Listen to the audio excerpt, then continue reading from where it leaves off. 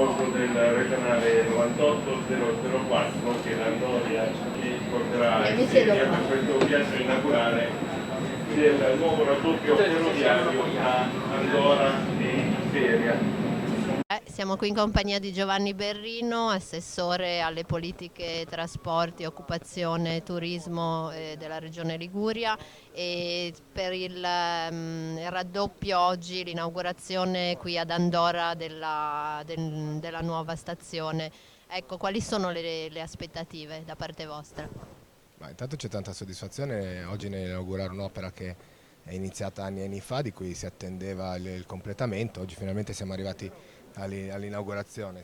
Abbiamo la certezza che i tempi di percorrenza sulla tratta scenderanno dai 9 ai 23 minuti a seconda dei convogli, ma soprattutto migliorerà la qualità del servizio e ci saranno meno rischi di accumulare ritardo in quest'ultima parte del viaggio da Genova verso qua, giusto perché si elimineranno gli incroci con altri treni. In più questo ci dà la possibilità come regione di aumentare anche qua nel ponente il numero dei convogli. Avremo un treno regionale all'ora nelle ore di punta e quindi si raddopierà l'offerta, che passerà appunto a un treno ogni ora, e sommandolo agli intercity avremo due treni tre treni ogni 2 ore che percorrono il tratto tra Genova e Savona. Ecco, invece per quanto riguarda il vecchio tracciato?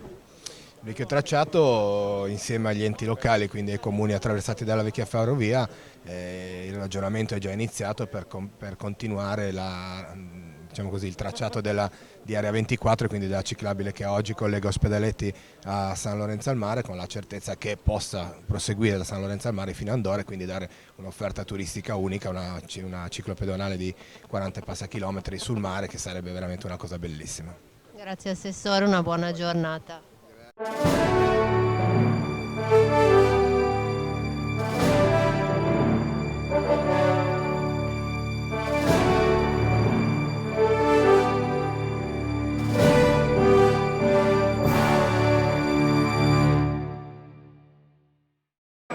Facciamo un brindisi al primo treno che commercialmente sta percorrendo il raddoppio tra Andorra e Imperia, treno che alle 12:12 arriverà al binario 3.